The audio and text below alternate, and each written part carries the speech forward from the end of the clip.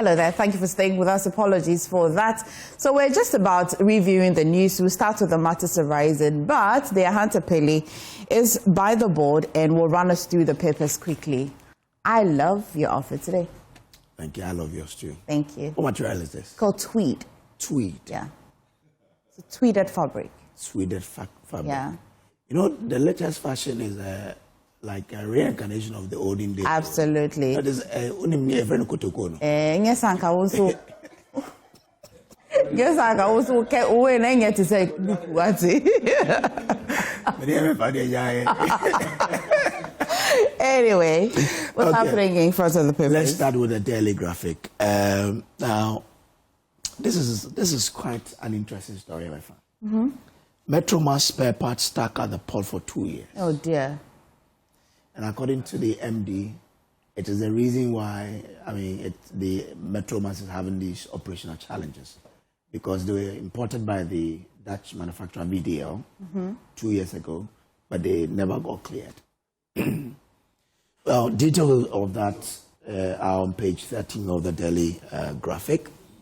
Again, this is quite sad and something that must prick our attention and all of us to start reflecting. But I wonder why year in, year out, we talk about this, but nothing keeps changing. Road crashes killed 2,949 last year. Highest in 35 years. 63,599 died since 1991, according to the Road Safety Authority. Wow. This is the highest in 35 years, 2,949. Almost 3,000 deaths in a single year through road crashes. That's high. Yeah.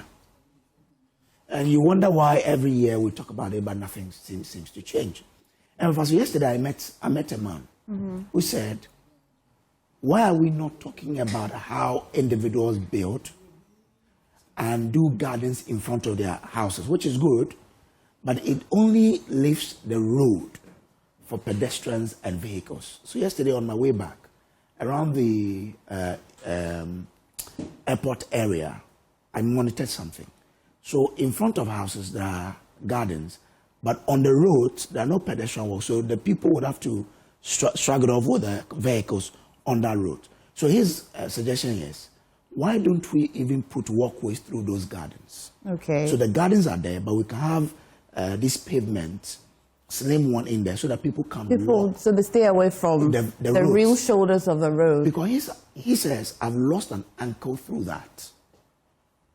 Mind you, this 2,949, some of them may be in there. Anyway, let's see how that goes. Now, 211,849 delegates to elect MPP flag bearer. Party promises free, fair polls. So our friend there, his party is going to post this Saturday to elect a flag bearer. Let's see how that goes.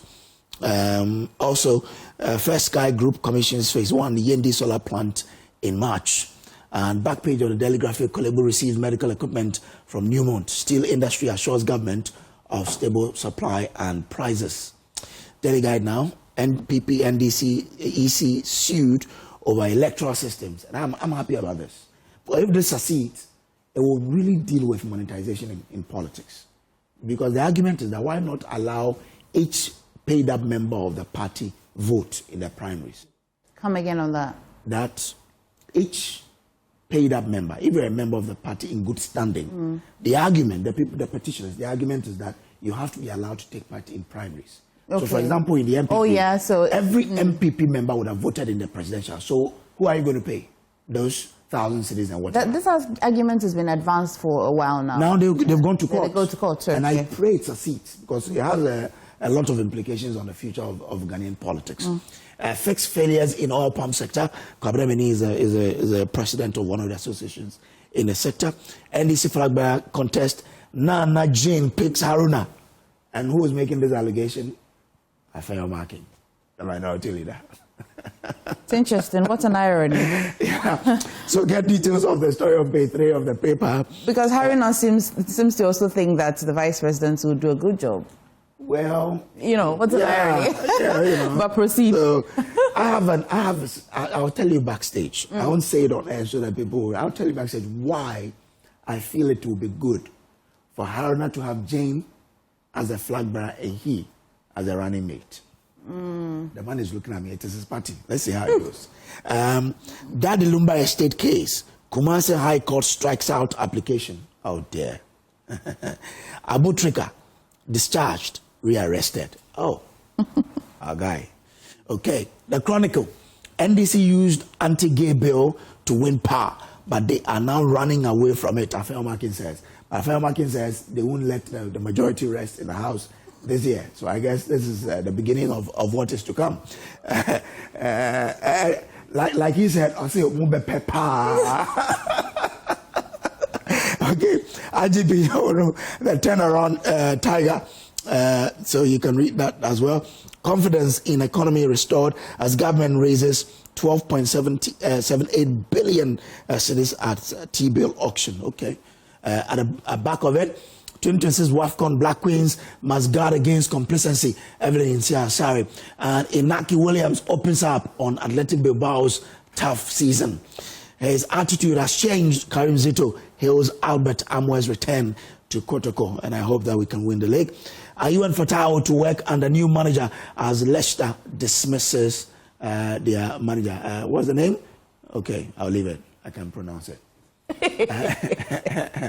Okay, let's see. The new finder, multiple factors drove cities 40% appreciation, according to an analyst. Enforcement trust key to improving tax compliance in Ghana, according to an expert. And Deloitte predicts 5.9% growth rate for Ghana in 2026. Okay, Ghana city best performing currency in Africa for 2025. Good news there. The overseer, GRA seeks support to strengthen Ghana's border security. First batch of Ghanaian health professionals deployed abroad. And I'm told they are going to Barbuda and Antigua. So let's see how that particular one also goes. This is good news, of course. Government to sustain accountability series. Kwachio Fosu says, and I'm sure it's from your interaction you had with him. Institute for Energy Security calls for strict enforcement of MPA price floor and price uniformity policies. Okay, so that's all in papers. Let's do myjoyonline.com and then we can bounce off. I'm ready for either outcome. Kwabena Ejapon shrugs off polls ahead of MPP contest. And this man has been praised by a lot of MPP people ahead of the primaries, that he is a true and proper party person, if you look at his conduct towards the primaries. Joy FM personalities gear up for big workout 2026 at University of Ghana Stadium. So let's get ready for that one. Go there and get details of that. Kwabena Ejapon says, I am an eternal optimist. He says ahead of the MPP primaries. Okay. Fire sweeps. Yeah, that's barely 24 hours after the Sofo line fire. Fire sweeps through Anwuna Market in Kumasi, barely 24 hours after similar incident at Sofo line. What's really happening? I don't know. My goodness. I don't know. Sometimes too, these investigations are not made public for us to know whether they were arsons or what really caused it, and we can learn from it. We keep reporting this every year. And unless it's triggered by an RTI. Yesterday, some of your guests also mentioned a few things that the Ghana National Fire Service could do, at least, so we keep the results. Anyway, let's see. Sad to hear, really sad to hear. I leave it to your guests. These guests are quite calm. So they are quite calm. Well, let the audience decide. I'm going to just introduce them. Okay. I don't know how you arrive at that conclusion, but for Dr. Bernard Tutu Boahene, I do not think the other three are calm. Oh, really? I don't. I don't at all. Oh. So let's move. I'm a very calm. The guy's a wonder. Anyway, we've got Dr. Bernard Tutu Boahene. He is lecturer of political marketing, University of Education in Winneba. And as well, we're joined by Hopeson Adorye, Director, Field Operations, United Party, Awal Mohammed, member of the NPP Communications Directorate, and Wanda Madilo is a development analyst and as well part of the NDC Communication Directorate as well. Gentlemen, thank you so much for joining us this morning. Thank you. Good morning for having us. Awal has the brightest smile. Something up your sleeve? He's got what? He's got a press conference today. He does, and even beyond that press conference. Awal is happy because the street has forgiven him. Oh, we thank you so much. SM fans, we thank you so much for I think the truth is that Awal is winning. Awal is winning, eh? Yeah. Okay, Awal. Awal is winning Saturday. Thank you so much. And no, he's not contesting on Saturday. Oh, he's winning on Saturday. Is he? Yes. Okay. Saturday is 50-50. will win, so definitely. Saturday is 50-50. Well, global info analytics. Okay, but we'll come to that. It's 50-50. We'll come to that. Awal has won. Just to use this opportunity to really render an unqualified apology to Shatawale fans across the world, because the number of messages I got. I came here in the heat of the debate. I used the word which I think I have to withdraw. I did that just few minutes after the show. I wrote it on my Facebook page. I went to TikTok and did a video to still render an unqualified apology. And I must single out King Shatawale himself for graciously accepting the apology. I posted it on my Facebook page. Then within some few minutes, he accepted it and screenshot it, put it on his Facebook page to say that indeed they have really forgiven me. So I think I will have to thank each and every one, those who called and those who encouraged me, because I got a lot of calls from all over. I am myself a Shatawale fan. I have mentioned it even in private and public that I don't know if there is any talented musician in this country like Shatawale, someone who started from 1999 and up to now he's still I hope you end up next week apologizing to another group of fans. No. I'm saying that, yes, I am his fan. Okay. And from the bandana days, that's what I'm saying. From the bandana days of 1999 up to today, and he's still on top. It means indeed he's talented. So I am his fan and I love his music. But unfortunately, that word came in the heat of the debate, not necessarily something that I sat down to even say it in the course of my submission. Okay. So I am really sorry for what had happened, and it will not happen again. Oh, yes. They're forgiving you. Yes. On to matters arising this morning. Yesterday you must have followed that presser by the minority, led by the minority leader Alexander Appiah-Markin, and top of it will be that they boycotted the visit by the Chief Justice yesterday. Now, the question we've been asking is it much ado about nothing? A lot of things as well. They have also sounded a few cautions. But if you missed it, here's what he had to say yesterday. Justice Afre of blessed memory, in the Salome case, lay down the ground rules, especially the true definition of causing financial loss. The central bank must not forget this. What is happening amount to a financial loss to the state. We also want to say that we filed a motion in Parliament. We have become aware that the Speaker has admitted the motion, which would allow for broader engagement and consultation on this matter. We urge the various stakeholders in this Gold for Oil Reserve to open up to hear our views so that together we can move this country forward. On their work in Parliament, the minority maintained that the majority's position against the anti-gay matters and the push for the anti-LGBTQI bill in 2024 was deceitful, as they failed to push the bill through 1 year after assuming power. We hold the view that the NDC used the anti-LGBT law only for power. And now that they are facing the reality, they want to find a way of running away from it. We will insist that they act by their own principle. The minority leader warned that his side will not tolerate any more move to rush other bills through the House under certificate of urgency. A rubber stamp parliament where everything comes under certificate of urgency. Yes. They should be ready to beat us in the chamber. We will resist with all the energy in us. No more certificate of urgency. They also boycott a scheduled meeting between Chief Justice Paul Bafo-Boni and Parliament leadership. This is their reason. Is he on a thank you tour?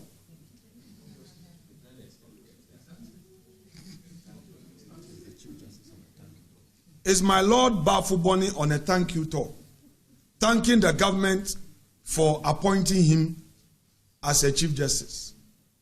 And we hear today he is coming to Parliament. We, the minority, don't see him as a tolerant head of the judiciary, because members of the minority came under attack when we criticized the processes leading to his nomination. So the minority leader has been asking, is he on a thank you tour? What do you think as well? Let me start with Mr. Hopeson Adorye. Thank you for joining us once again. So you followed everything he said yesterday, a few making a tougher ground, the question whether the Chief Justice really needed to go visit these institutions. Yesterday, when we brought the news to you, we realized that the core of it would be, he said that he wanted to strengthen collaboration between these institutions. In fact, Honorable Dafiamekwa as well on Top Story yesterday mentioned critical items the Chief Justice wanted and indicated that every Chief Justice has their own style. So, do you agree with him, or do you want to answer the question of whether he's on a thank you tour? Okay, thank you.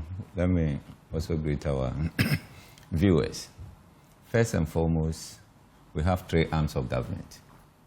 So if one arm of government, the leader can, visit other institutions, and there's no problem. What is the problem when others also do the same? So asking whether Chief Justice is on thank you tour is neither here nor there. It's unfortunate that they boycotted that visit. The behavior of minority is becoming. We don't need this attitude. Are you getting it? This is a time for nation building. I insist always. We are not yet in the political campaign period. We are building the nation. We are in the second year after the last elections. So why can't you help for us to build the nation? All those things that they were doing, I would term it as a diversionary tactics ahead of the Saturday's program. How so? Oh yeah, things that are coming out, and accusation, counter-accusations, and the rest, insult, all those kind of things. So they just want to divert attention by bringing some of these things in. How can a whole minority leader address a nation and then say that Chief Justice is coming to visit a parliament and we are not going to be part? But they have already made their stance and how they feel about the Chief Justice from day one. They didn't support his nomination. Why would they now want to have tea with him? They are not smart. Whether you like it or not, Chief Justice is Chief Justice. He is the head of Judiciary. Anything can happen to any of the minority members, and you need the support of the Chief Justice. At that time, can you approach him? Yes. You cannot. Are you getting it? Yes. Someone has been nominated. Minority will not have the opportunity to nominate who becomes the Chief Justice.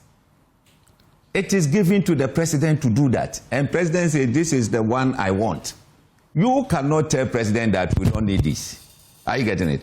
You can vet, probe, ask as many as you can. Minority has been asking questions for more than 3 hours and all those kind of things. You could have sat there to do that, but you didn't. You boycotted the vetting. When they were approving him, you boycotted it. He's coming to Parliament, we say you are boycotting it. No problem.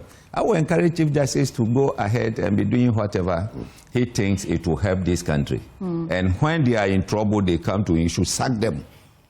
Are you getting it? You should sack them. On his personal ground. I am saying that when, listen to me, you cannot ask how. I am saying that anytime minority needs his support, and then they come to him, you should sack them. You should call spade a spade.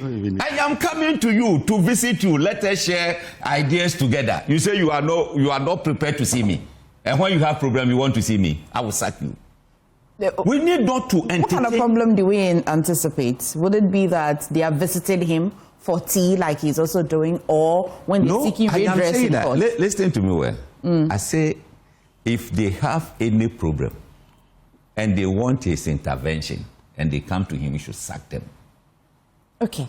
The same thing I was telling, I was saying it, that if I were Abrakwa, you know, they boycotted Abrakwa's vetting, his approval. They said no, they are not going to approve him, this and that. But you know, when their passport expires, they run to Abrakwa, do it for us. When they need a visa to travel, they go to Abrakwa, do it for us. So they are only assistant state institutions. Pardon me? They are assistant state institutions, right? Which MP will even need visa to travel? You say what? Sorry. They use service passport already, so they need visa from Okujeto. You see, you don't even know how the system works. You don't even know. If you have service passport, does it mean you can use service passport to travel to America without a visa? And if wait. That they will not deny visa. Wait. Why would they? Maybe you don't know Maybe you don't know the system. They will not be denied. Wait. Maybe you don't know the system. Even if you want to renew, it will go through the minister for the approval. Are you getting it? If you want to travel, the minister will give approval that you add a note verbal to their application so that you don't go and queue. Then they will do it for you. But is that not due you because you're a member of parliament? So if you say... Would it be a favor? Look, Emeva, if I come here, I say, I don't want you as a host. I don't recognize you as a host. And I sit here. Will you ask me a question? I'll have to recognize you as a guest.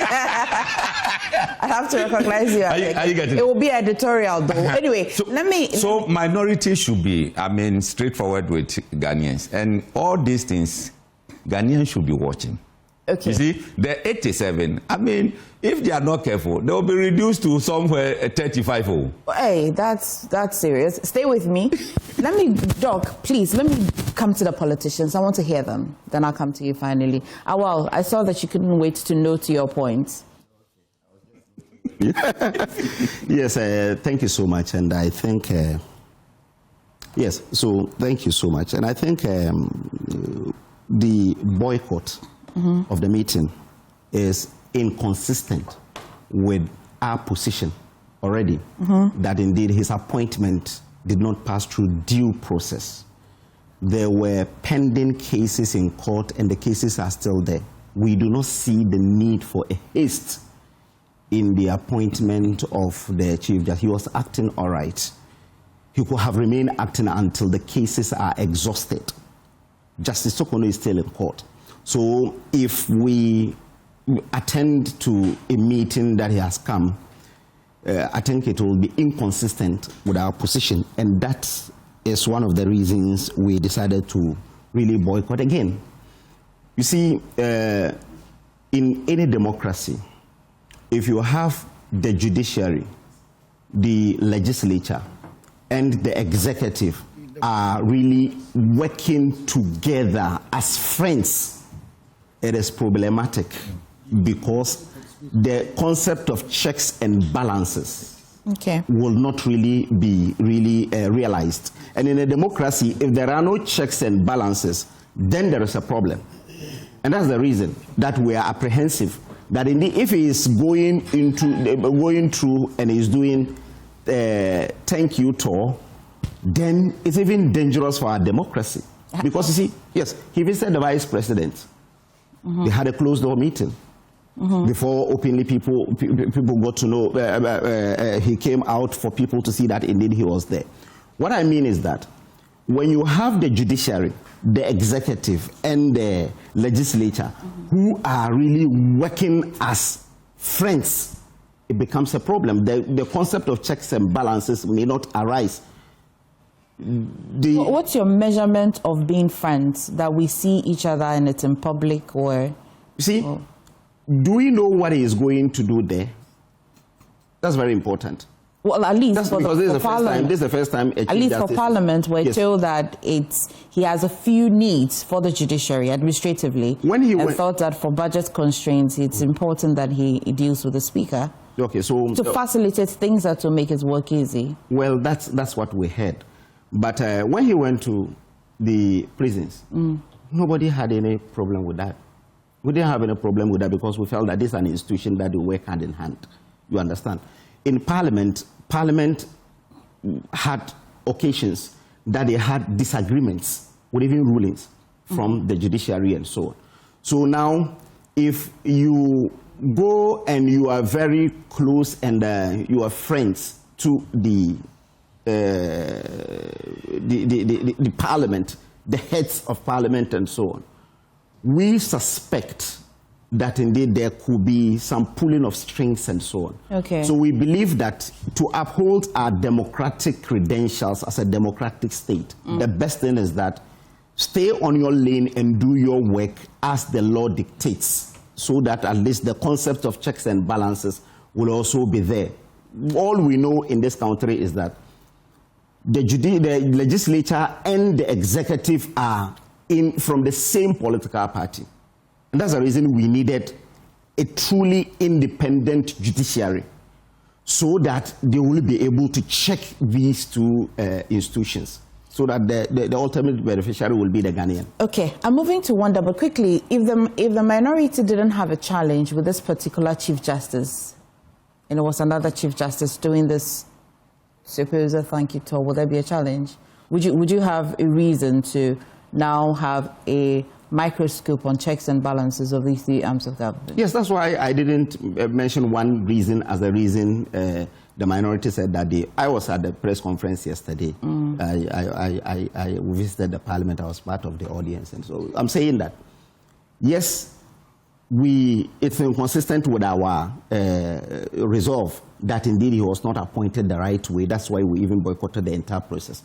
Apart from that, as a student of politics and history, the best thing is that if two of the organs are friends already and they are from the same stock, if you have the third one joining, it becomes dangerous in a country where within this period you have the suppression of minority voices. What does same stock mean? They're from the same stock? They are from NDC. They are all NDC members. Who? The head of judiciary, the head of executive, and the head of the legislature. So there will be some exertion of control, and we've seen a lot of them. For instance, this one, it was the head of the judiciary and the head of legislature. Before that, the head of judiciary has visited the head of executive. Okay, so you are talking about, I want to know what you mean by same stock. Who and who? I said that Alban Bagbin is NDC. President Mahama is NDC. Okay. So the two, we have three organs of state. The three organs of state, they are supposed to work in the concept of separation of powers. That's why I said their powers are separate and they are supposed to work independently of each other. You're clear on that? Yes, I have. So I said that now the executive cannot check the judiciary because they are in the same, the executive, the legislature, because they are from the same stock. And there is always the tendency of the executive overriding what the legislature had done. Okay. And we've seen a lot of them. Okay, thanks for now, if you have a judiciary also joining the two, it portends danger for our democracy. That's what I mean. How do they join the two? They become also from the same stock?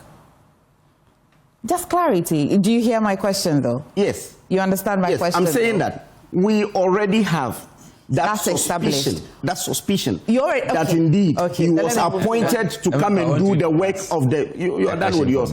I'm saying that we already have a suspicion that he was appointed to come and do the bidding of his people. Okay. So now he is lending credence to that because this is the first time a Chief Justice is visiting the executive. This is the first time he's visiting the legislature. And we are seeing that there can be some collusion. Okay. That's what we meant. I think that is clarity to your points then. I wanted you to ask, when President Akufo-Addo was president, Michael Okoye was Speaker of Parliament, and then Madame Sophia Akufo was the head of Judiciary? Yes. Were they conniving? No.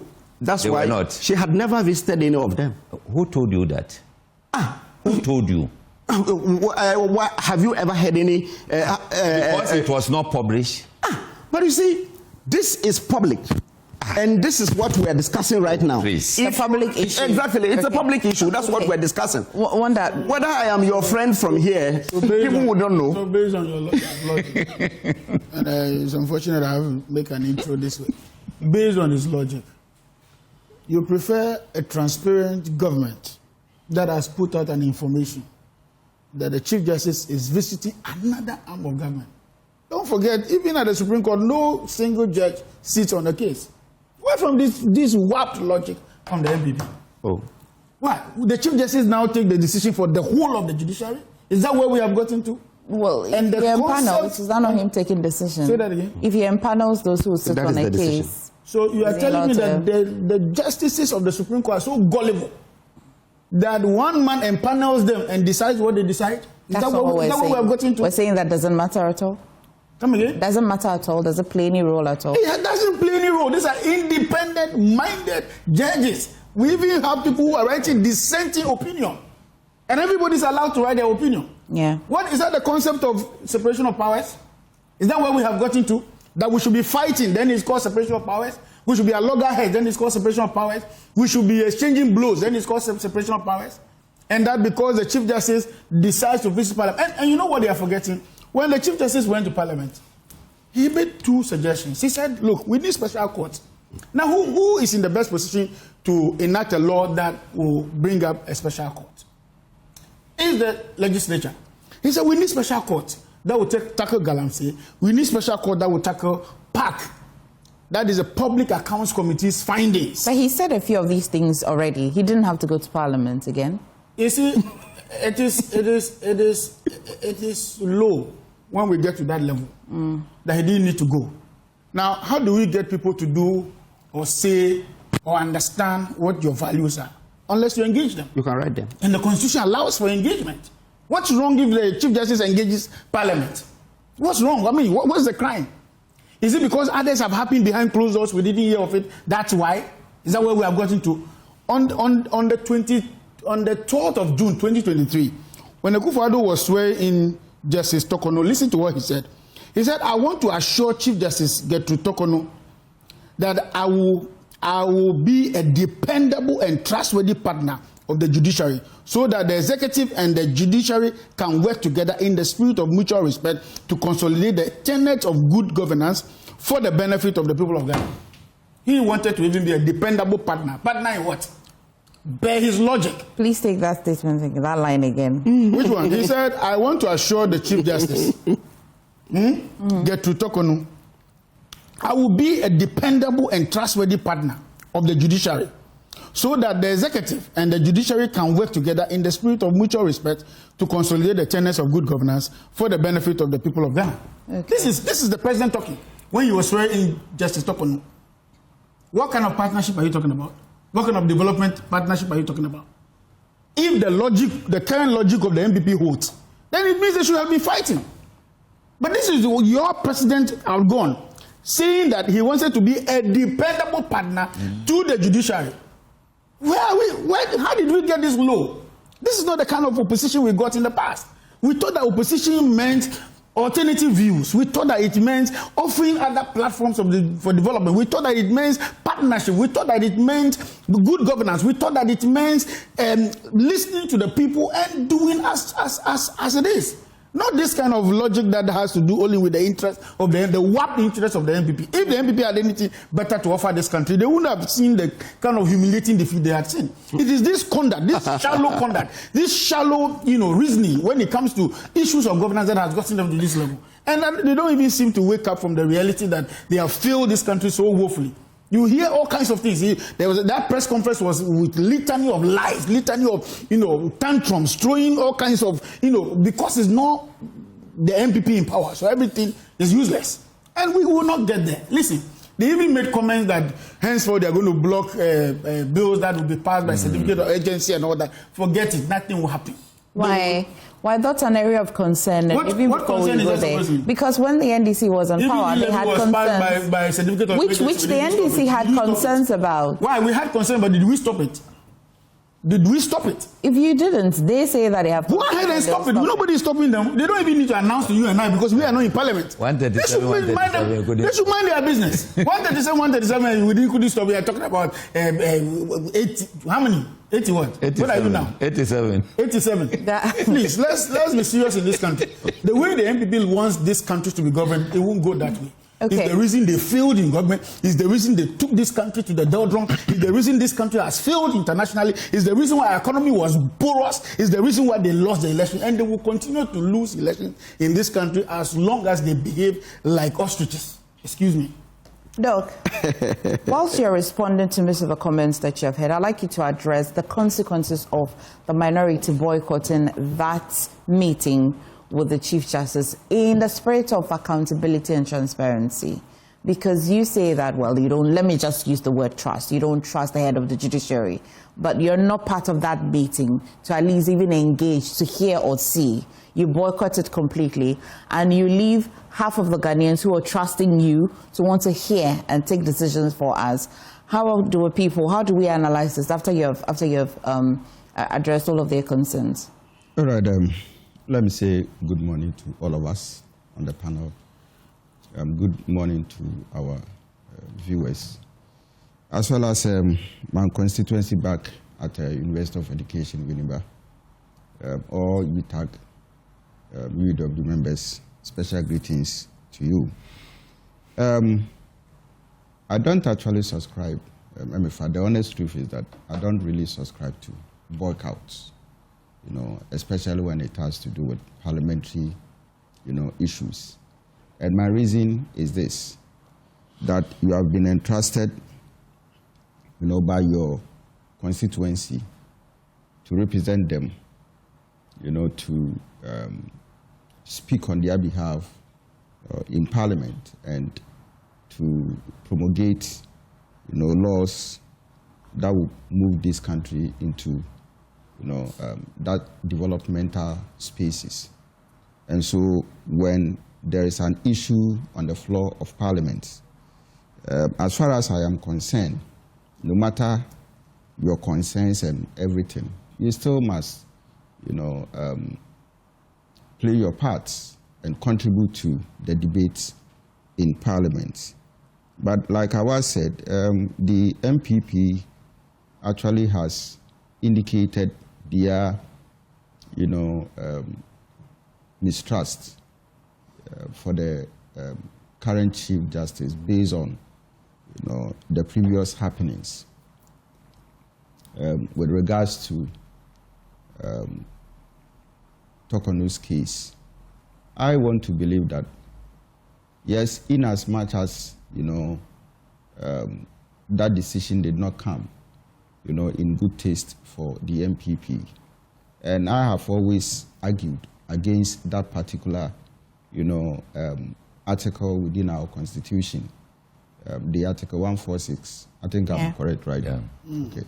That, the president would use it, whether to his favor or in the favor of the whole country, or probably use it, to express his dissatisfaction and all that. I feel that that Constitution, more or less, is a bad weapon that we have in there. But that notwithstanding, it has been used. And I think that if the minority has anything to do, I think there should be that debate on the floor of Parliament to review that particular Article 146. Because if you are not careful, what is going to happen is that this same attitude that the minority is, showing, subsequently, other, minority leaders could also use, and then they would also portray that same behavior. The meaning is that it is not going to be something that what we witnessed or what we are witnessing and the use of this particular Article 146 will not stop. It wouldn't stop. It will be a weapon for vengeance, all right? And so it will not stop. So what if one day one party is in power and the other is in opposition, and the same article is used? You know, it will repeat itself. Now, for me, I think that we need to address whether the visit of the Chief Justice was very important or was important or not. To me, yes, it was important. The three earlier speakers have all indicated that, you know, he went there, you know, to interact and then also to make certain proposals to Parliament. And when we check the commentaries and all that, obviously one key thing comes out. You know, the fact that we have three arms of government, isn't it? It's just like, you know, in the village, we call it buchia. Okay, that is the traditional stove that was used in cooking. You know, three. When one is broken, the other two cannot support your cooking utensil. So you can't cook.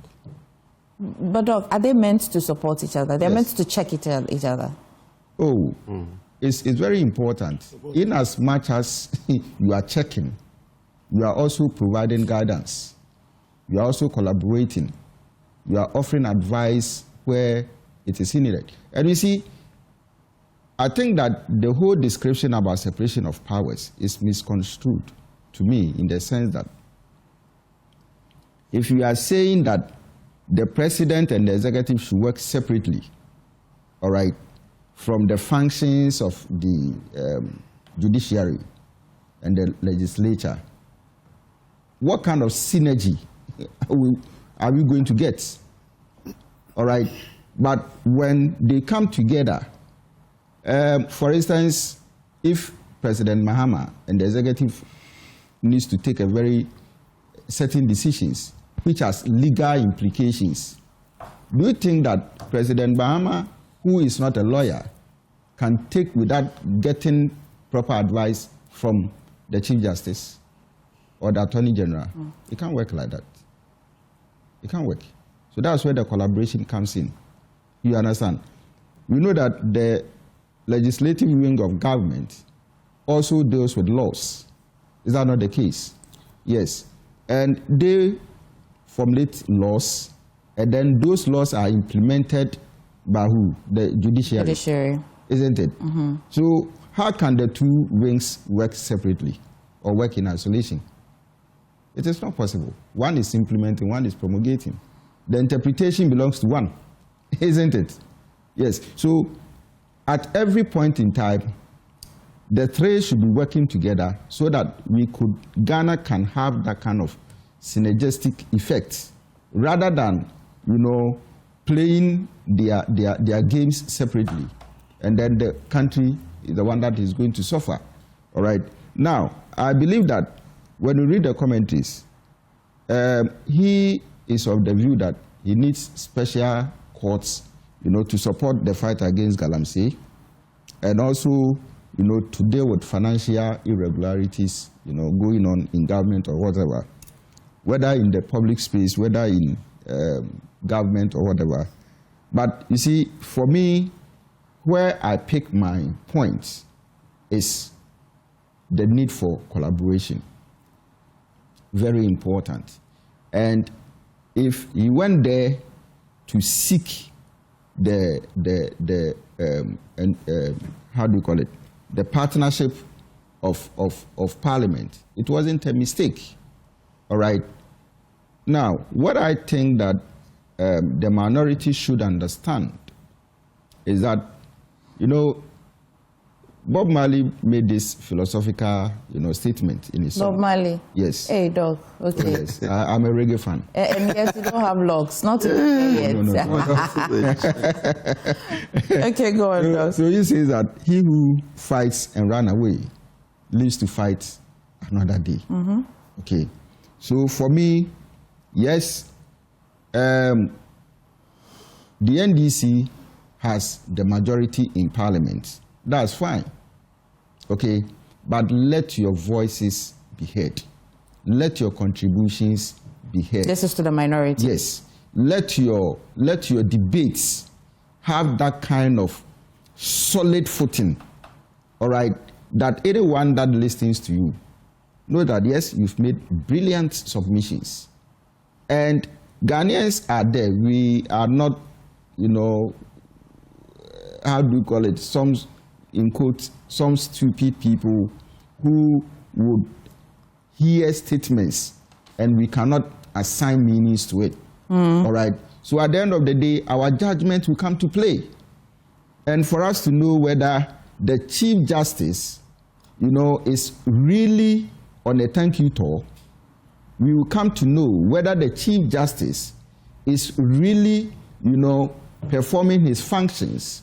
By the way he does his work. Exactly. Okay. Whether he's performing his functions exactly the way Ghanaians expect him to do, or whether he's being political. All right.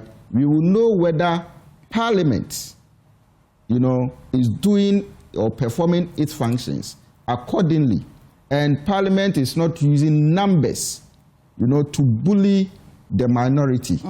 Obviously, I mean, when we go to secondary school, seniors will bully juniors, isn't it? Yes, especially when someone hates you. Yeah. All right. Yes. So that is what Ghanaians are watching. Okay. Okay. And people have even advised Parliament that, look, don't use numbers, you know, to take decisions that will not inure to the benefit of this country. What will they use, though, dog? No. Parliament is a numbers game. There's a difference between, you know, authoritative governance and democratic governance, isn't it? As far as I am concerned, democratic governance, you know, it's not about using excessive power and excessive numbers, you know, to take rational decisions. Decisions that would promote growth and prosperity. Decisions that will move the country to that developmental space that we all expect to have. All right? And so it may be just one drop of an idea in the ocean. All right? But that voice is heard because that voice is making a strong case. Which the minority thinks that's what you're doing. I disagree with the last part. Yeah, just a minute. I think I came in first. No, but you spoke before I. No, it's equal chances here. I'll give you the time. Let me, because he started signaling me. Let me hear you. I disagree with Doc's last part, that when they use the numbers, it will be one, you use a word. No, I said that they shouldn't use the numbers, you know, to, as it were, okay. No problem. You see, people voted for their representatives to be in Parliament. And across the country, they said, these are the people we want to be in Parliament, including the minority. So if minority decide to obstruct government's business, and they have the numbers to do business in Parliament, you say they should not use the numbers. No, I disagree. No, that's not what I'm saying. Number two. Look, I'm coming. I'm coming. No, let me correct me before I forget. That's not what I'm saying. Which I think I hear you. Which I think my pushback is that if you look at Parliament and the architecture of it, if you drill it down, it is to numbers game anyway. It's a numbers game. It's a numbers game. That I understand. That's why we say majority decision. I am talking about the finality of the matter under discussion. Then we must count on the members of Parliament. This is what I'm saying. If it is politics and it push becomes show or show becomes push, right? What it means is that by all means, this thing must be done. And if by all means it should be done, the key question is as to whether it will inure to the benefit of the country or it will inure to the benefit of politics. That is it. Who are you talking to now? The majority in Parliament? Yes. And even if the ruling party had a minority in Parliament, it will still be those people who have the power to arrive at a certain number in Parliament. So that is where, again, my point becomes useful. Okay. Because even if the ruling government is minority in Parliament and the opposition is majority, it doesn't also suggest that the majority should use the numbers that they have, to just throw away. That's the ideal situation. Mr. Hopeson, land on your point for me. That's the ideal, but is that a reality? I still disagree. Look, if you remember, KSM hosted Minority Leader Afenyo Markins. In the conversation, he said, the way NDC is going, if they don't disrupt them, they will collapse MPP. On KSM's show, I am mentioning it. Everybody who listening to him will testify to this.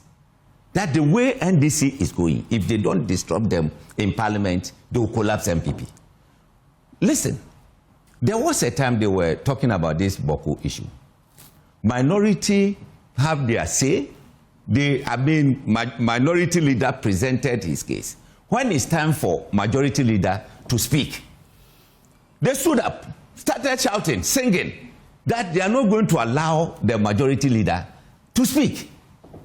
And you have the numbers. You say you sit down because you want their ideas. Singing, disrupting, we are not going to entertain that. I say Ghanaians are watching. You see, we should not allow and say that they should not use that. Why were they voted for? They were voted for to go and do business to the benefit. Look, they've sent a lot of bills to Parliament. Yes.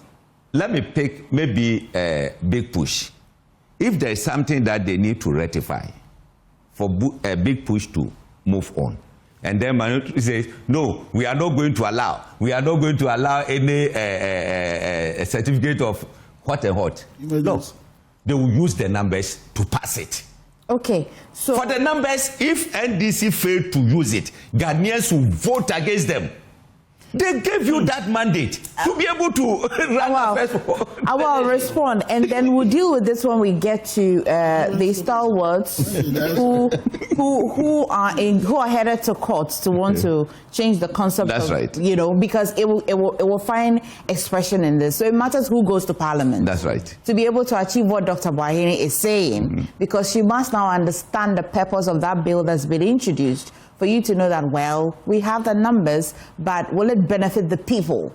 So it matters who we are choosing, who we are voting to go and represent us in Parliament. But Awal, you had a few pushbacks. Yes, I think just to start from where they ended, there are a lot of people who are of the view that indeed the last Parliament, the 137, 138, was the best Parliament, where at least not everything that the government wants will really go through. You remember the lithium deal? When we presented it before Parliament, the minority said no. And we did back and forth, then we had to shelve it. Now they have brought it back, and it's worse off because of the numbers. To the extent that... Because of what? The numbers? The numbers. In Parliament or in the agreement? In Parliament. Because of your failure. But they haven't passed it. I'm saying that. They have the numbers, right? Yes. The lithium deal came back. They could have used their numbers to push it. No, because of what we raised, the issues we raised, that drew the attention of civil society. That was why they said they will even have to withdraw and do a broader consultation. To be fair. So that's why I'm saying that. When they wanted to pass e-levy, to be fair, civil society, yes, although many people, in fact, nearly half of the country, or more than half of the country, pushed back, but it still went through. So we're still back on the matter that the lithium, I told you wonder is a wonder. So the lithium deal, NDC's got majority in Parliament, Doc, Mr. Hopeson. Yeah. They have the numbers. The civil society pushback would have stakeholders talking about it and all of that. But we could have woken up to today and that bill would have been passed. The same lithium deal, we could have passed it the last time. But we had to be reasonable to... but we didn't. Was it not because of the numbers? We did e-levy. The same Parliament did e-levy. So if we wanted to do it, we would have done it. You understand? The lithium deal. We still have done it because you still need a simple majority to do that. But let's just put that aside. What's the point? The concept of separation of powers as espoused by Montesquieu is that it only defined the rules of the three arms of government. The concept of checks and balances is to make sure that none of the three becomes more powerful than the other. No, it's not. And that is it. I read political science. At least I wrote exams on this. Talking to somebody who's a law student. I am saying that I read political science, and I think that you see, she's an LLB. It's not really about that. This is something I've read and wrote exams on. Why is this always a problem in political science? I'm saying that separation of powers is really defining the roles that these three institutions have to work around. The checks and balances is to make sure that no one of the three becomes more powerful, unless it will be detrimental to that democracy. That is it. That is basic. Now, you have to make also, the point. this really my point. Now, he said that, well, no single judge at the Supreme Court sits on a case. You try to draw his attention that indeed there is an empaneling which the judge, the Chief Justice can be biased on that. There was a case when he became the acting Chief Justice. Before he became the acting Chief Justice, Eko Vincent Assefuah was in court to challenge the suspension of Justice Tokono. The empaneling was done already. We were waiting for the ruling on a Thursday. Then, when the day on that day, Justice Sibu Asiedu said he was indisposed, so he did not really join that panel. There were 3 panels. He didn't join the panel. Then the president quickly appointed Justice Sibu Asiedu as part of the 4 or 5 people who will sit on her case to check on prima facie. Then the president went ahead to appoint Justice Bafuboni as the acting Chief Justice. He dissolved that panel and reconstituted a panel with himself included. When they went to the Supreme Court, Godfrey Dami argued that if the Eko Vincent Assefuah case go through, it means his acting will also be revoked and she will continue to work as Chief Justice. So he should recuse himself. He said he will not recuse himself. It ended 3-2 with him voting that indeed what the president did was right. Justice Amadou Tanko and Uni Kulende. When you have Justice Gau and Henrietta Mensah Bonsu dissenting that indeed the president did not suspend her did not use the right process to suspend her. Were these 2 people who dissented still appointed by the acting Chief Justice? Yes. So what I'm saying is that because he was an ultimate beneficiary, if he was not on that case, trust me. How do you know that? Trust me. No. How do you know that? If he was not on that case, if not, the recusal of Justice Sibu Asiedu would have had are you in any way predicting what Justice Sibu Asiedu would have decided on? You see, it gives us some suspicion that someone who is already on a panel to discuss an issue, the president goes ahead to appoint that person. And interestingly, the same person was the one who did not show up for that case that day, that allowed the president to be able to really quickly suspend her and appoint. Have we had cases where justices may have appointed themselves to, or may have empaneled themselves, and yet the case of the 15, Justice Kwamai and Sibu Asiedu are the only people the president could appoint when Justice Sibu Asiedu is sitting on the same case. Justice Sibu Asiedu is on the same case that what the president had done did not pass through the right processes. In essence, in very simple terms, what do you mean? I'm saying that Justice Sibu Asiedu was empaneled to really adjudicate on the case that the president did not pass through the right process. You understand? Then, the day that they were supposed to bring out the ruling, Justice Sibu Asiedu did not show up in court and they said he was indisposed. Then, a day after, the president appointed him as part of the panel. So, definitely, he will have to the preparation of his ruling and everything should have to be thrown aside so that a new panel will come. The person who didn't make it to the panel, yes, his preparation of the ruling had to be. He wasn't even part of the panel. He was part of the panel. He said he was unwell. No. He was part of the panel, and they were supposed to give a ruling on a Thursday. Okay. On that Thursday, he didn't show up. This is a matter of public record. And he didn't show up, and they said, hold on. I want you to correct something. Let him finish. People are listening to us. Do establishing prima facie. Is it the panel or Council of State? He's talking about two. No, he said something. He's talking. That's I want him to correct it. In fact, the president appointed them to establish prima facie. And I think that is wrong. Did you mean the prima facie, or you mean the committee that would have sat after the prima facie? Yeah, the committee. The committee. So correct yourself. Yeah, I mean the committee. That's a political sense. That's right. I mean a committee. Yes. So I'm saying that I am speaking to the issues that had come over time, because I discussed these things before. On Thursday, he was supposed to come and give a ruling on the processes of the transmitting to the. But by this time, who had empaneled these three people that the ruling was? The Chief Justice. The Chief Justice who is being investigated. Yes. On a matter that's the Chief Justice who has, at the time, she had not been suspended. Under investigation. She had not been suspended. By a prima facie case had been determined? No, it has not.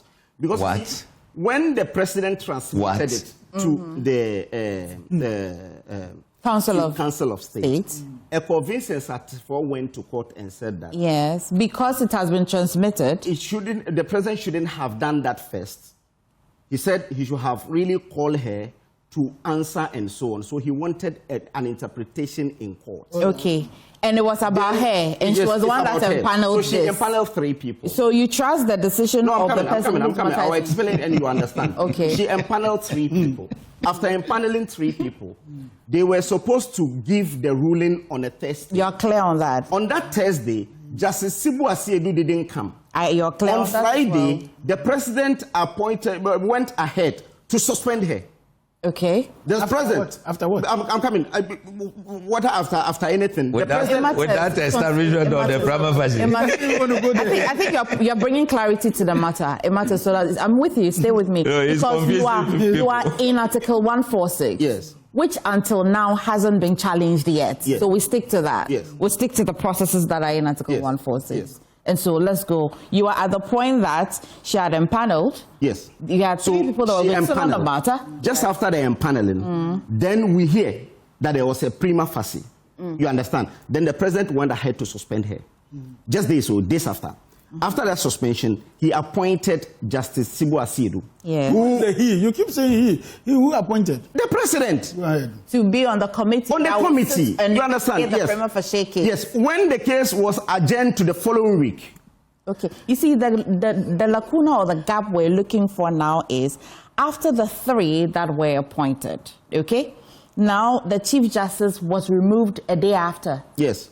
The day after. Yes. But these three people, you said that Justice Sibu had to. Yeah, they were supposed to still sit on the case. Okay. But by this time, the matter had been forwarded to the Council of State. No, I'm saying that after everything, the matter was forwarded to Council of State. And a convincing certificate went to court to say that that process did not pass through the right process. Yes. By this time, and he was challenging it. Yes. So she empaneled. After empaneling, they hastily got the prima facie. Now okay. No, because you see, the case is already in court. So they got that prima facie. After getting that prima facie, does it mean anything to you when the court says that you can proceed because the decision will take? We can go and reverse earlier decisions. So I'm coming.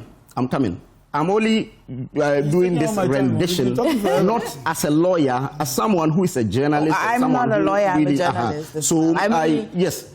So what I'm saying is that as it was reported and as the chronology of event unfolded within the period, that's why I'm saying that on that day, even in the Supreme Court, on the same matter of Ikwo Vincent Assefuah, Godfred Dame had to challenge the Chief Justice to say that you will be the ultimate beneficiary if really it turned out to be that indeed the ruling is against the president's decision. You understand? But he didn't recuse himself. I am only telling you that the empaneling, I'm only driving at one thing. The empaneling by the Chief Justice can be a biased empaneling to really affect someone if really he doesn't want to. Does it mean anything to you when the Chief Justice meets the vetting committee and says that, well, if the removed Chief Justice goes through all the processes and she wins her case, he's more than happy The status quo will just be reversed. It cannot be reversed. It cannot. It cannot be A reversed. decision can be taken, Because you see, and then if the court decision today, that's why a lot of people are even saying that the president should have waited until the entire process is exhausted before appointing a new person. Because the person who was appointed was also appointed with the due process, with the law. He was appointed by the president, went through vetting, do everything, and now he is substantive Chief Justice. So a law can come and change it. You remember in Winneba, Winneba, University of Education Winneba, when Afroboni and Professor Avoke went to court and won. But by that time, there was a vice-chancellor. So he had to wait until that vice-chancellor's tenure elapsed before he came back and became the vice-chancellor. I think the nuances of the case is MFA, Article 146. Just a moment. Let me read this thing. Article 1466. It said where the petition is for the removal of Chief Justice, the President shall, acting on consultation with the Council of State, appoint a committee consisting of those that.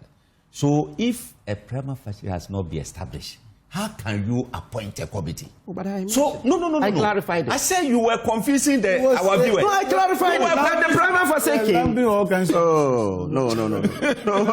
But let me just a quick one on this one. No, it's enough. Afenyo Marcus yesterday. No. Just a caveat. Just a caveat. It was situational. Afenyo Marcus yesterday. It was situational. Afenyo Marcus yesterday said that.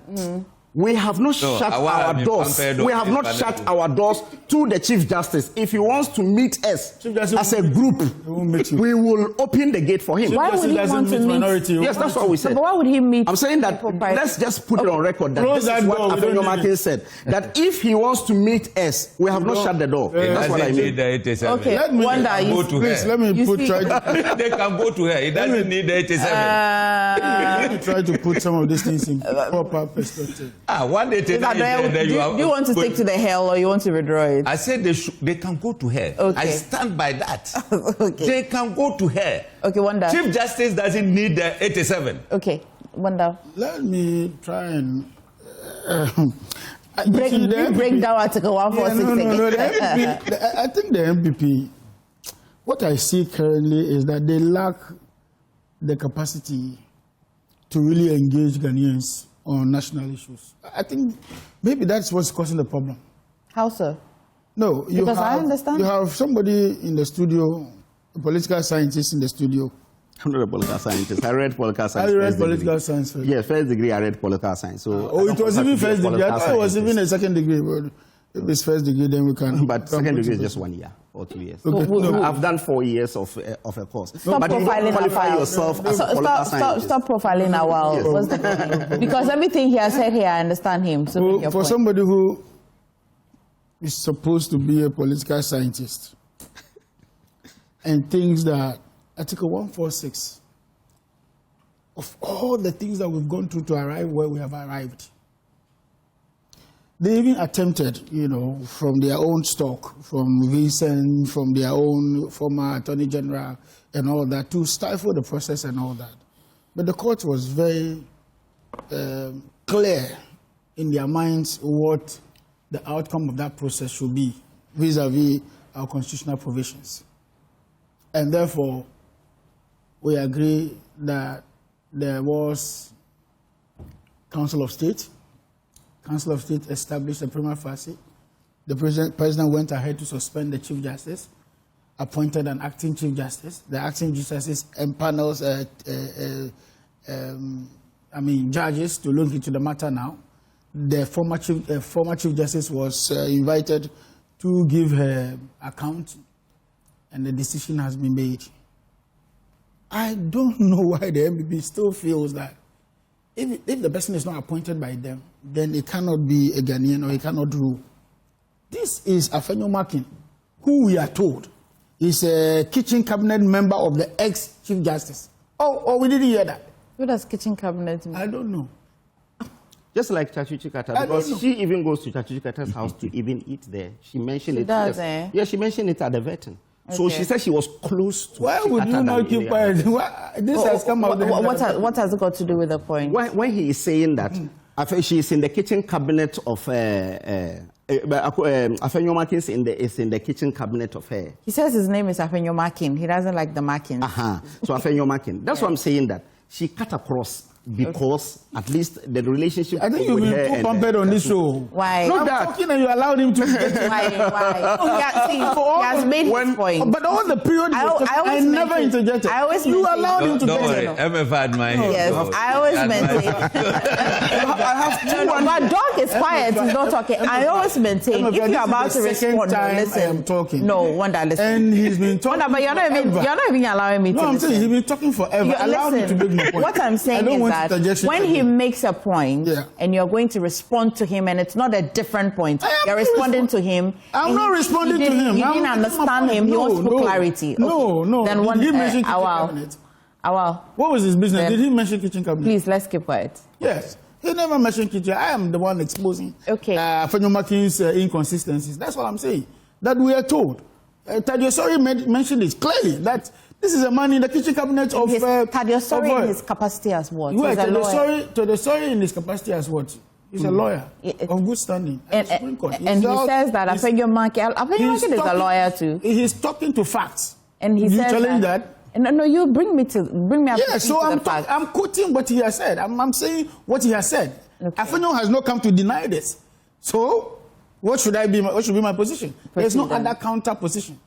And so for a man who is fighting for his godmother and making it look as though it's an MPP agenda or it's a nation-building agenda or it's a nation-loving agenda, I can't take that such a person serious. You are fighting for your godmother. You are fighting for one of your own. This is a man who was able to procure judgment in how many hours? In how many hours? 2 hours. In this country. And you didn't find that offensive to the constitutionality of this country, and you come and stand on show and tell me about an impaneling of judges that did not go in your favor. Then he is quick to mention the dissenting opinion and not the ruling of the day. Is that where we have gotten to? You're mentioning judges who have written dissenting opinion, who disagreed with the entire ruling, and therefore that should be the position of the state. Please, what we do know is that this country is being governed by people who love this country. At least we do know that there are no shenanigans with the judiciary, with the legislature, and the executive in this current dispensation. We do know, even under our tenure right now, there are cases that we've lost. Abuchika's case, Abuchika didn't win the case just 2 days ago. And been rearrested. What again? Yeah, did he not win it? Yeah, he won it. So if it is about muzzling the judiciary... He's been rearrested. Where is he? If it's about muzzling the judiciary, we are not there. We don't do that. We are not interested in some of those shenanigans of the MPP, what they have done in the past that has grounded this country. Then he goes ahead to mention cases about the fact that the NDC and the judiciary and the Chief Justice doing a thank you tour and all that. A little knowledge, a little understanding. And he goes ahead to him. But this is what we mention the Vice President. Please let him. He was quiet. The Vice President. On the same topic. No, yes. Please, he's back. We're still on that matter. He was mentioning the Vice President having to meet the Chief Justice and all that, and that the meeting was under closed door. A very little understanding of what operational capacity is that you will know that the Chief Justice sits on the Police Council. The judiciary and the police work hand in hand. Security matters. And so they should go and stand in the public and discuss how they have met and what they have discussed. How does meeting somebody... He also said that they don't have a problem with the Chief Justice, says here, responding that they don't have a problem with the Chief Justice visiting institutions such as prisons. He mentioned it. Because last year he visited prisons. He did, huh? Yes, he visited prisons last year. Please. We didn't say anything. His wife is there as the chief prison. So you have allowed him again. But we didn't say... We didn't have any issue with that. Anyway, she's there. But why are you being so... No, but what's wrong with that? We're having a monologue. You're not supposed to be speaking alone. We're not... Oh, he does. Now you have made me understand. You are romancing our too much. He's done with his 2 minutes. Wow, you too. Keep quiet. You disturbed my flow, he says. Okay, wow, behave. Okay. So the Chief Justice meeting the Vice President is not... For me, I don't even see... How does the Chief Justice meeting say even the President, okay, in order to pass the judgment in his favor? And the cases in court about the vice president. The cases in the Supreme Court right now, are they about the vice president? Or they are about the judiciary? Even or they are about the legislature? Was meeting Abangbabin all the time. I mean, how did we get to this level? How did we get here? So for us, we know that we have an opposition that doesn't seem to cut any slack in their approach to governance. Okay. We know that we have an opposition that is lazy. We also know that we are an opposition that is not ready to engage on global issues and governance issues. So we are not bothered about their tantrums. They can spew all that they can. At the end of the day, the people of Ghana chose the NDC and President Mahama to run this country. We will run it in the best interest of the country and not on the whims and caprices of Afenyo Makin and the NPP. We're going to the NPP, but before that, quickly, Doug, how would you rate the use of this tool, certificate of urgency in Parliament? I'm sure from the 7th Parliament, 8th Parliament, the current Parliament, the use of it, how would you rate it? Are we using it in its right essence, or we're just also playing political football with it? So, that is where, my initial discussion was about, having a kind of idealistic approach in Parliament. All right. You see, initially you were talking about, we asked a while about the lithium issue, right? And I was discussing with them. Hopeson. You see that initially the lithium deal was 10% somewhere in 2023, isn't it? Yes. Then in 2025, because of the drop in prices, I think that the majority decided that it comes down to 5%. So it's not. That is it. That is the issue. Okay, maybe you clarify, but that is what my notes is telling me, 5%. And then Imani and Co, rose up against that withdrawal and all that. And then we heard that it is under discussion. Currently, we hear that it has been withdrawn and it is yet to be submitted, for consideration again. You see, if some of these things, Parliament doesn't come together, and then it sounds as if that one leg is in Parliament, the other leg is off, then how do we get the full complement of Parliament under this certificate of urgency and all that? That is my issue. So for me, I believe that, look, if some of these decisions are going to be taken in Parliament, we should actually separate, national issues from this kind of, or national politics from partisan politics.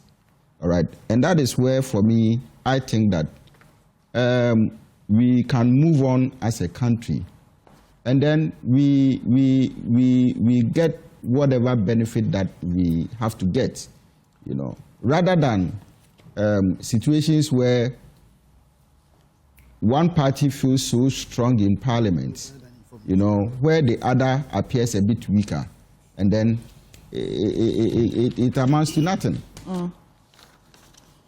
Okay. I need to provide an information go for. I think Awar has misled all of us. On what? On this show. And it just dawned on me to clear the air. Which one? On which one? Now, on the issue of the appointment to the committee, Justice Adibo never sat on the case. The day he didn't go to court was the first hearing, the very first day of hearing. It wasn't. So it's not true that he was part of the process and it was the day of the ruling that Justice Adibo excuse himself. It's not true. That leaves me to do a in fact, if Justice Adibo, please check for me. Now, in fact, if whether Justice Adibo on the case, was to sit on the case, not have been qualified to appoint. You said he sat on the panel, and the day of the ruling, he was not in court, and it's not true. He didn't sit on the case. The day he didn't go to court was the first day of hearing, And because he was not part of the hearing, that's how come he was qualified to be appointed. Otherwise, he would not have been qualified to be appointed. Please. What's your don't go there. this? The case was adjourned for next week. Don't go. Within that period, he was appointed, and he was also on the panel. Sat on the case. He was supposed to be on the panel on the day of the ruling. That's what he said. Yeah. Do you remember? He said on the day of the ruling. Yes, it means that he was part of the process. He did not sit on the case at all. He never sat on the case. Don't say this. She empaneled three judges. Three judges. Who and who? Sibwa Sedu, I have forgotten the three because I can check it for you right now. But there were three. No, you see, the reason Sibwa Sedu's name had to come in is that he's supposed to sit on the case on a Thursday, right? And he did not show up in court because they said he was indisposed. Within the period before the next agenda date, his name has been mentioned as a member of that. That's not what you said. You said that he sat on the case, and then this is not what I said. Of the ruling. No, that's not what you said. What did I say? What you meant was that he was here, he was empaneled, he sat on the case, but the day of the ruling. That's what you said. He said he was unwell. So tell the public. Okay, so I'm saying that he was part of the panel. Right? That's what so he was empaneled, but he never was empaneled on the case, and he's supposed to really sit on the case. So within that period, he was appointed. So they had to. He didn't sit on the case. What changes the conversation is that if he sat on it and was appointed, it changes. I am yet to also clarify on that. I'm also yet to clarify on that because what I know is that he was part of the panel, which is not in this part of the panel. Right? He was part of the three-member panel. He was part of the committee. Yeah. Exactly. No, he was part of the three-member panel before his appointment. What is public knowledge is that he was part of the committee. But what we have to now find out as to whether or not he was part of this who was supposed to. No, he didn't dispute that. He didn't dispute that he was not part of the committee. Is whether he actually sat on the case. Where? He didn't sit on the case. I'm saying that. I am saying that he was part of the three-member panel, which did not dispute. Three-member panel that did what? That is supposed to sit on the case, and he didn't. He didn't sit on the case, so he can't name him as part of the panel. Oh, he did. I have to also confirm. Then number two. Yes, I'm saying that I have to also confirm that. What I know is that he is part of the three, which you also confirm. Was he part of the three? Whether he was he part of the three people and panel? No, that's what I want to. Did he recuse himself? On the day of the ruling. Just send a message to Echo and then Odame to confirm for you. Simple. That's why I'm saying that I'll confirm whether he sat. But I'm saying that three things here. One is that he was empaneled, which is not in dispute. Two is that the day that he's supposed to come and sit on the panel, he did not also show up because he said he was indisposed. This is also not in dispute. Whether he sat previously before this one, I will have to confirm that. And I am want to confirm that. I'm saying there are two things. He is even running away from where I stand. He says that Adibu sat on the case. And on the day of the ruling, he recused himself. Then the following sitting, he was appointed. And I'm saying, that is a lie. Before the next agenda. No, you said on the day he was appointed. No, you said on the day. Why don't you? But the viewers will also judge. Don't play back for him. He said, play back for him. He said that judgment could have affected. How did he hear? Wait. Yes, it could have affected. That's what you said. Yes, it could have affected. Hold on. Wait. He said the judgment could have affected whether appointment of acting. Yes, that's true. So that day of judgment, the judge said he was sick. It means that he had the case. He was in the panel. So I will have to confirm whether did you say that or not? Confirm whether you even said that. I still stand by what I say. I still stand by what I'm saying. Just to confirm whether indeed there was a first hearing that he was part. That is what I will only confirm. That's all. But all the things that I said, I still stand by them. Okay. Yes, I still stand by them. So three individuals. We'll do the checks. Forgive me if I'm unable to find the checks for you now, but that's a very nuanced detail that I should have gotten before the conversation. So three individuals have initiated a legal process at the Supreme Court challenging the constitutionality of the delegate-based system used by major political parties to elect presidential and parliamentary candidates. If you're interested in who, it's the former Minister for Environment, Science and Natural Resources, who's quite up in arms with the current NPP party. and also he's Professor Kwabena Frimpong Boateng. He's a medical practitioner as well. Dr. Nyaho Tamaklo as well is a former Minister of State, and Dr. Christine Amaku Nyama as well. They both are in court wanting to challenge that system. You are a politician, true and true, very true and true. Amaku is NDC, right? NDC. Yes. Okay. Yes. So you have two MPP, one NDC. Coming together. Yes. To file this petition. Yes. It's a great one. Ebefa, I'll get you the constitution of United Party.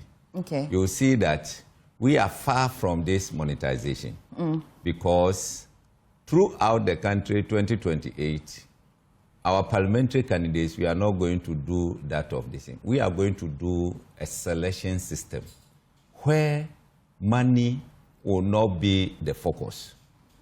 Our aim is that the money that you use for the primaries, use that money for the general elections. So we are going to do a selection system. People recommend, we look at your popularity base, all those kind of things, then we select you. It means that you are not going to pay anything to a delegate that will go and vote for me, those and that. If you look at the way our election in internal contests are going, look, a time will come, we will not get good materials to lead this country. It's only people who have made money, whether by foul or genuine means, that can govern this country. Why? The contest that they are going this Saturday, if you quantify their campaigns to the D-Day, what they will be giving to delegates as transport, it's not easy. It's a lot of money, eh? I'm telling you, it's a lot. It's a lot. But isn't it the same? And these people, what they are seeking to do, if they succeed, that every member of a political party should take part in selecting leaders. How can you go around and say, I'm giving you TNT or food or whatever? You cannot. It means that in every situation, you go through the normal voting system. Why is it that general elections, people go and vote? Are you getting it? Like they go willingly and vote. Only few are, let's say, the party members who say, oh, if you don't give me money, I will not go. I need money to take those kind of things. But everybody knows that on the general election day, you walk to the polling station and cast his or her vote and go back. The monetization, the genesis of it, I can say, though political parties were giving money to delegates and the rest, but I can say that it started from 2007, when we had 17 aspirants contesting on the ticket of MPP. That's where the moneycracy started. And I don't think anyone watching us would doubt this. Too, I mean, it was not that extravagant thing that we were seeing in 2007.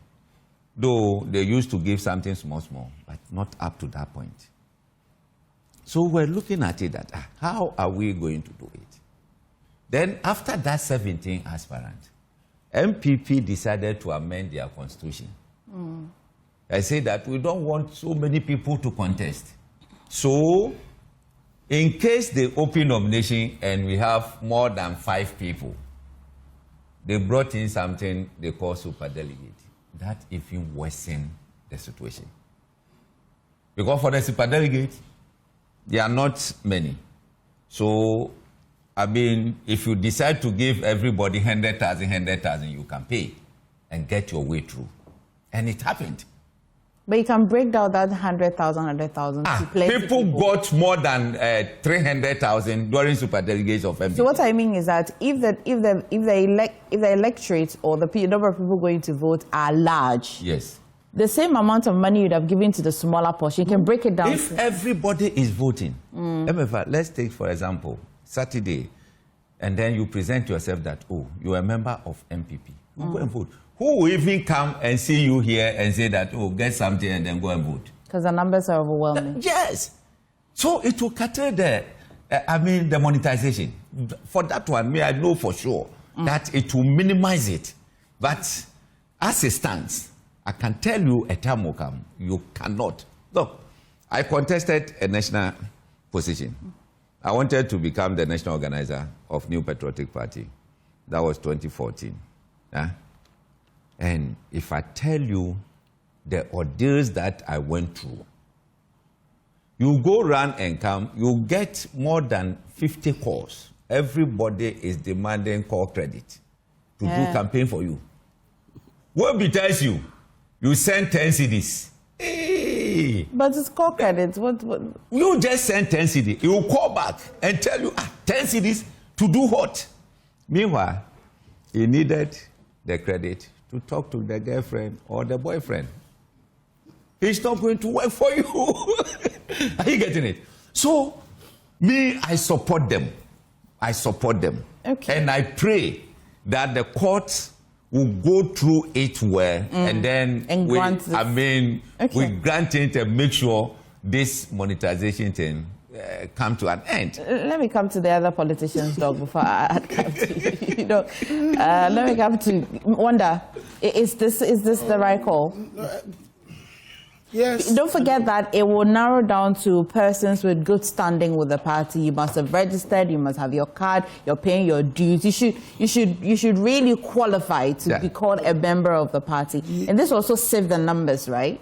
Or? Yes, I'm a bit off when it comes to this call, and I don't know if the courts will be open to allowing this to go through. Why am I saying this? Yes, the Constitution allows us to have political parties and also demands that political parties act in a manner that is consistent with the 1992 Constitution and all that. But the same Constitution also allows for qualifications. It can be in absolute terms. Even in Ghana, not everybody votes. To be able to vote, you must be 18 years and above, you must be of a sound mind, and you must be a Ghanaian. So there are certain qualifications to some of these, and I know that the political parties also have a way of managing their affairs. If the court says that everybody should vote, would the court also provide logistics for everybody to vote? Does the political parties have the logistics required for all of their 6 million members to vote? That's also another question of cost and financial implications, because the Electoral Commission does not make such provisions. Maybe when we get to the point where the government of the day or the law allows the government to fund political parties, maybe, just maybe, we may be getting very close to some of these proposals. But as it stands now, if a political party says, I don't have the capacity, I don't have the financial wherewithal, I cannot protect over, 29,000 ballot boxes across the country for everybody to vote and all that. Even at the national level, look at the cost implication of everybody having to vote. That is qualified to vote. 60 million people voting, and it takes the whole country by storm. I don't know. I can't tell what arguments the defendants will make in this matter, but I sincerely believe that the courts may not. They may still leave it at the level of the political parties to make informed judgment, as it were, not disenfranchising people who are qualified to vote. I know that the internal systems already allows that you have to be a member of the party, you must be 18 years and above, you must be registered, you must have paid your dues, and then you must have belonged to a constituency or, as it were, in order to vote. And so it will be a difficult one. It may be a good suggestion to all the political parties and all that. But let's also credit the NDC. In the last elections before 2020, the 2000 election, the NDC opened up. We actually tried that in the presidential. How did that go? Yes, good and bad. After a lot of reviews, we decided that no, if you are not careful, your opposition parties can actually elect a flag bearer for you. Because it's very simple. If everybody has to vote, all I need to do is go and pick an NDC card and pretend to be a member. On the day of elections, I come and vote. And I decide for you who becomes your flag bearer or who becomes your what's the name? Your parliamentary candidate. And we suffered that even in the year 20, I don't know if it's the 2016 or the 2020, I think it's the 2020 elections. And so we've also learned lessons and put in some new guidelines. Okay. Talk about expansion. That is fair to expand, so now you have almost everybody at the branch voting for the parliamentary candidate. For instance, in my place, out of the 289 to 91 branches, we call NDC, we call it branches, they call it polling stations. About 9 people are voting from a branch. If you multiply that, it's already 2,800 or so numbers from Ketu South alone. So for an MP, somebody are contesting for MP in Ketu South, 2,800 plus people are going to vote. You can't bribe everybody. Imagine you are giving everybody 1 cedi. It will be equal to 2,800. If you were giving everybody 1,000 Ghana cedis, you are talking about 2.8 million already. So it is not an easy task. Whichever way, you spend some money. You will spend some money. And so, yes, maybe the logistics would have been looking at, we have to look at, and other systems of expansion, maybe, but not the universal adult suffrage. Okay. Awal, I hear from you. Doc, when I come to you, your question really will be, how is it that, well, delegates, electorates, they're all citizens. How is it that you cannot trust to vote for a person and believe that they'll bring you development? But it feels like you want to take your pound of flesh before they even get to power. How? In addressing your answer, that's what I want to hear from you. But Awal. Okay. So the 3 people, it is only 1 person out of them who is an NPP person. There are 2 NDC people and 1 NPP person who is also facing some processes of expulsion from the party. Dr. Nyaho Tamakulu ceases to be a member of our party from 2023 when he said he joined his nephew. He was a member of MPP until his nephew became the president of Ghana. Say this. You will apologize again. Why must I apologize? Because for he something never said he was not a member of the MPP. This is propaganda. Pure propaganda you are doing. This issue. Okay. People. Okay, so this is modern Ghana. I was a member of MPP until Mahama came into the scene. Dr. Nyaho Tamakulu reveals why he betrayed his former party. This is in 2023. Dr. Nyaho Tamakulu, a founding member of the New Patriotic Party, has revealed his departure from the party and his subsequent support for National Democratic Congress. Speaking at a joint press conference held together with Brigadier Joseph Nunu Mensah and other retired military couples, during which they address perceived corruption among public officials. Dr. Nyaho Tamakulu explained that the family connection, stating that my sister Joyce Tamakulu married E.A. Mahama, so John and Ibrahim are my nephews. So have I addressed your issue? The headline. You haven't addressed it. Read the headline. The headline. I was a member of the MPP until Mahama came into the scene. That's the headline. Please read. You understand? Oh, I read the story. No. Like, come with. I should read the story again. Yeah. Dr. Nyaho Tamakulu, a founding member of the MPP, has revealed his departure from the party and his subsequent support for the National Democratic Congress, John Dramani Mahama.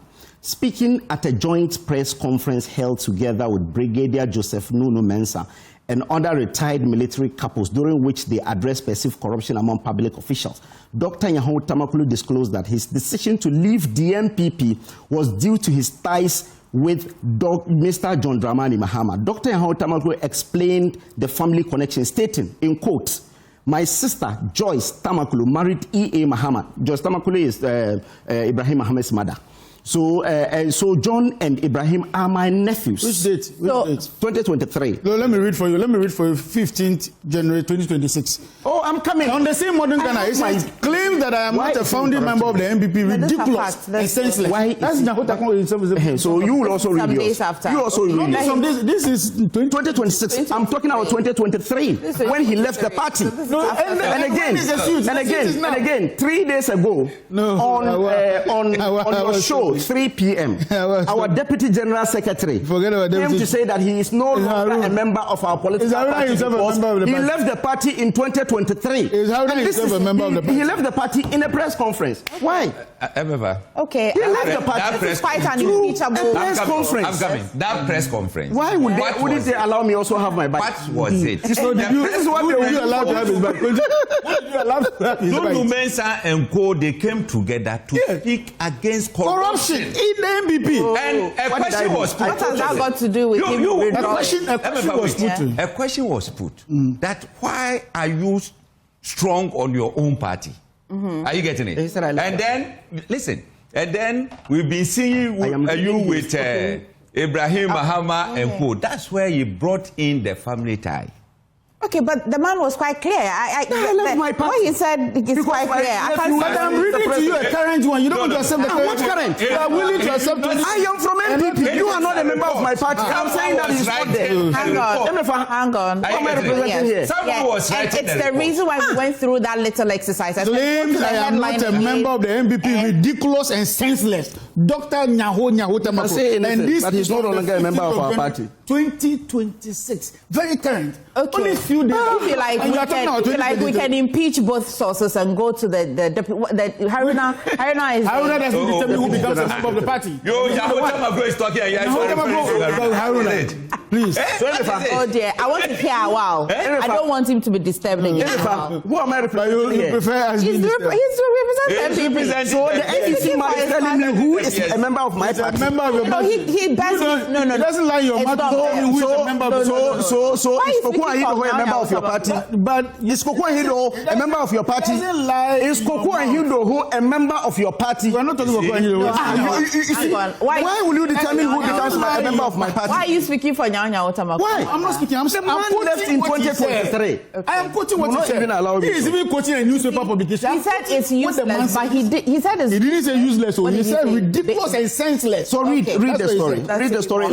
So everybody's saying that by this logic. By this logic, he didn't say this. By this logic, he's saying that Harun is senseless and ridiculous. That's what he's saying. That's okay. I want to hear a while. So 2 people are members of the NDC. It's only appropriate that I hear a while through and through on this matter.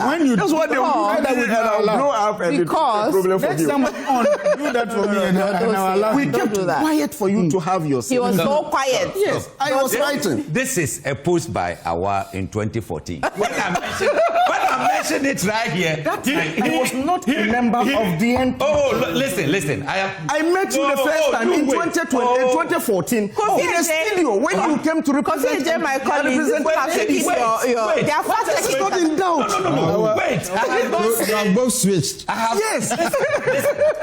Listen. Why would you No. That's our speaking for MPP since 2008, 2023 when I left. What I was about to say, they did not wait. Why wouldn't they allow me to land? I don't have a bite. There is no bite. I am about to say. No, but I'll hear you after he lands. Listen, I'm not going to refer to his party they are disrupting the program. What I'm saying is that 2014, he put out certain things here. So that will be discussed after I'm done with my... Why do you want to discuss I promise I'll give you the time. He said he'll give you the time. Listen. Listen. I want to see it is 3 people against me. No, I want to hear from Just a moment. I am saying that if I quote it now, he may say, oh, that was not what I said. He can say that. But he's here. We'll wait for him to say that. I stand by whatever I write on my Facebook page. So I didn't delete it because I stand by it. Okay. You understand? So we'll come to it. You went on my Facebook page. He's here. Whatever you see on my Facebook. No, whatever you see. I am not ready to put out this. I am saying that. But once we created the innuendo, I am saying that. I'm saying that. The report that he is reading. Why you know the report? No, I'm saying that. You know the report. But I'm saying that I created that Facebook page in 2009. Okay. And I stick to whatever I have written there.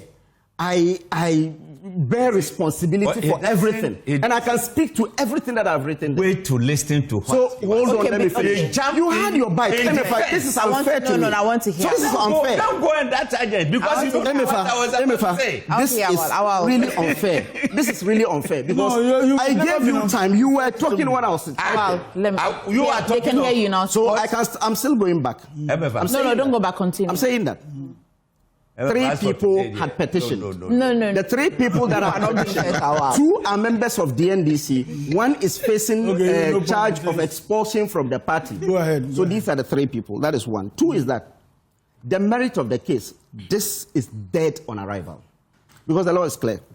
Internal party organization not sacked. is the matter of the there party. There is no letter anywhere saying that. You understand? The internal organization of any political party is the matter of the party. That's why they decided to handpick people, and there is nothing wrong with that. When you decide to even do nomination, where are they even benchmarking it from? In the UK, in the US, the Republican Party, they still go with delegate system. So where are they benchmarking it? They pay money there. You understand? They also go with delegates. So the delegates are essential. That is 1. 2 is that when you say all party members in good standing should vote, that is very problematic because we have a case. Prior to 2016 elections, the NDC experimented that. They bent a lot of their party offices. Atebubu party office was bent because they said they had put a lot of NDC people, MPP people on the roll. In Asawasi, where I was, yes, he's aware. Wonder. Yes, this is a matter of public records. They did that in 2016 and it didn't work. Okay, well, I think your point is... So I'm saying that give the 2 minutes this one, it will not work because internal organization of a political party is for the party. 2 people are NDC, 1 also is going to be expelled from the party. Is still MPP member. Just like you left. I have a letter stating that I'm no more MPP member. You can either leave. You can either leave in a party. You can either leave or you be sacked. I left NDC. There's no letter that says that NDC had... no, but Haruna has not said that he's been expelled. That's right. No, he said he left. Haruna said... Haruna said... Anyway, the press conference he did. According to Haruna, the press conference said... You wrote a statement. Why you support this? You've left the party. Yes. But still, MPP wrote a letter. So yes, to be clear to you, but NDC has not written a letter to expel me. You talk about expel me from the talk about contracts, isn't it? Yes. Implicit and explicit. Yes. Please. So you can decide to join a political party without writing an application letter. Yeah. Yes, that's and when you are leaving, you can also leave in yes. silence. That's all. As simple as. So okay. Let's be clear. We're talking about a founding member. He's not a founding member. He's a founding member. He's not. No. I'm not discussing that. He's not. We have the list of founding members. Which constituency? Mute the microphone. No, please, we can hear you. You say Akufo-Addo is not a founding member. Yeah, we can. Akufo-Addo is not a founding member. I wasn't born at the time. Is Akufo not a founding member? When they were meeting at the No. Gentlemen, next week when we come, when my friend went to meeting at the Braga, where were they? You. Next week when we come, it will be just dogs. My time is up. I'll just take a few minutes. No. Hopeson. Hey. Okay, I'm gonna have to end the show. I'm gonna have to dog. Hey, dog, I apologize. My time is up. Next week I promise that we'll address the issue. The show is sponsored by Shield Slick and Paint from Asal Group, Syntex 5, and Time Herbal Mixture. Well, Ghana, let's talk water tanks. Do you know the secrets to real water storage? It's simple. If your tank doesn't have the tortoise on it, then it's not the correct tank. That's right. The tortoise tank, Syntex tank, is the champion of water tanks. It's strong and durable, and built to handle agony in weather, rain or shine. Syntex tank has your back. So my people, go outside, check your tank, and if it doesn't have a tortoise on it, it's time to upgrade. Join the Syntex tank family today and enjoy water storage that's tough like a tortoise. Call them 0244-335-1668 to buy or find one of the 400 agents nationwide. You can also shop online at syntexgh.com. Syntex tank, air strong, air tough. Let it be on record that I'll take 1 minute away from Wow, Wonder, and Hopeson and give it to Doc next week. Doc, I apologize. I just want to... next week. You'll start, that's true, actually. Well, that'll be all. Let me just, okay. I just want to quickly, week 5, contribution, and this is an update for pensions, says that contributions under Tier 3 pension scheme. As an employee, do you know that every month your employer must pay your pension contribution to a pension scheme? The employer contributes 13% of your basic salary, whilst the employee contributes a little over 5%. This makes a total of 18.5%. 13.5% goes to the Tier 1, but only 11% is invested on your behalf by SNIT, whilst 2.5% is paid to the National Health Insurance Scheme. This allows contributions to the SNIT scheme to access healthcare services and the National Health Insurance Scheme without paying a premium, and is a social protection program to ensure retirement income security. All this is an update ensuring your retirement income security. These are little tidbits we give you. We shall be providing every now and then. Please stay. This is the AM show. What a tough morning I have had.